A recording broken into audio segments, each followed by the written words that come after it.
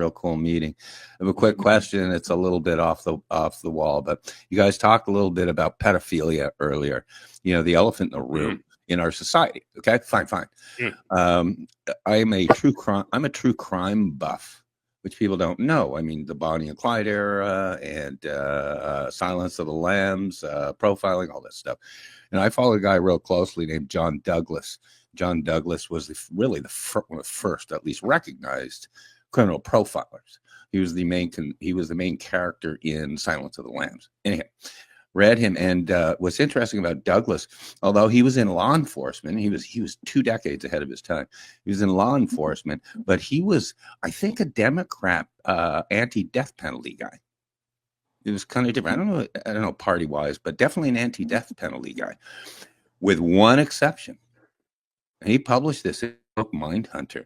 He said, "Sorry, everyone, I've been around law enforcement for a while, and the guys that are tweaked with this little problemo, okay, of liking children." He said, "Sorry. If there's a true, and I mean a DNA conviction, not a he said, she said, if there's a true convicted pedophile and sexual assault weirdo guys," he says, "the only option is a swift death penalty. It is the only way that you will ever stop these guys from committing this, because it's hardwired in these guys. It would be like asking a heterosexual guy to convert to something else. You just can't do it." My question to Cap McCormick and to Tanner: do you agree with that, and or other positions on death penalty? There you go. You can you want to go for that first, Tanner? I mean, I can. I can give my my thoughts on that, but ultimately, I will say this: that as Christ hung on the cross, he begged God to forgive those that put him up there. You know what I mean? So I do believe that there is a level of compassion, and there is a level for forgiveness, even for killing our Savior, Jesus Christ, because that was demonstrated in that, through his death, burial, and resurrection, we can all be saved from whatever sins that we've committed. Now, as far as killing these people, the old James McCormick would say, yeah, I'll beat you to death with a shovel and then use it to bury you with. You know what I mean? And that was a side of me that I think it still comes down every now and then, but it's not there like it used to be.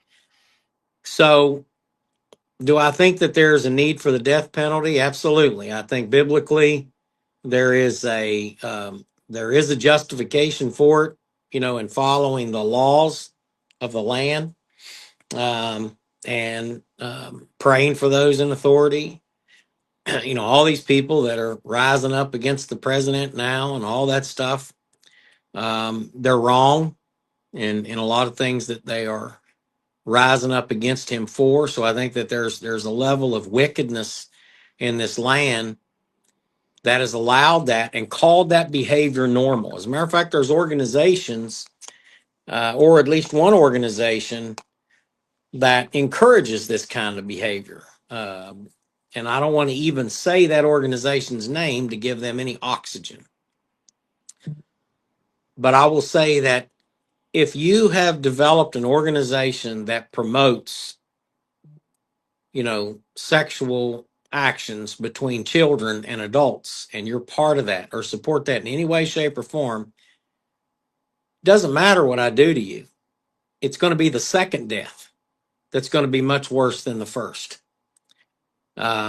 So that's why I told the gentleman that I'm praying for you, because I don't want to see anybody go to hell.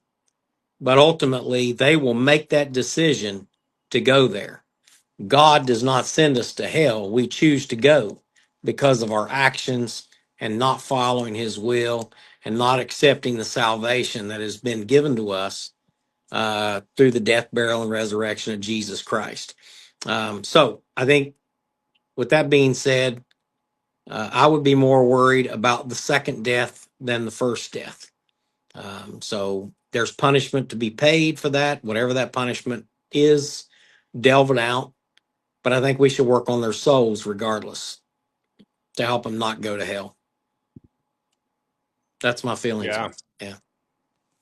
Yeah, I think that was incredibly well said. It's I don't think it's as black and white as do they deserve to die or not. When you mentioned the pedophile earlier, I said I think that people like that should be buried underneath the prison, and really what I mean by that is to what Greg said earlier. When somebody is attracted to minors, when they're attracted to children, you can't change that in them. What we're attracted to, we're attracted to. If you're heterosexual, you're attracted to the opposite sex. If you're homosexual, you're attracted to the same sex. If you're, it's the psychology behind it is very complex. It's very, very complex. I think that anyone who willfully hurts another person is all you can do is pray for them and hope that there's some sort of rehabilitation to the standards of how do you get them to not reoffend. There's been enough case studies that have proven that castration doesn't work on child predators. They actually end up hurting children more because they can't do what their sexual inclination is. Really, all I can say is I can go from my point of view. I mentioned earlier that the very first guiding principle that I ever had in my life was forgiveness is a superpower, and I truly believe that. And where that came from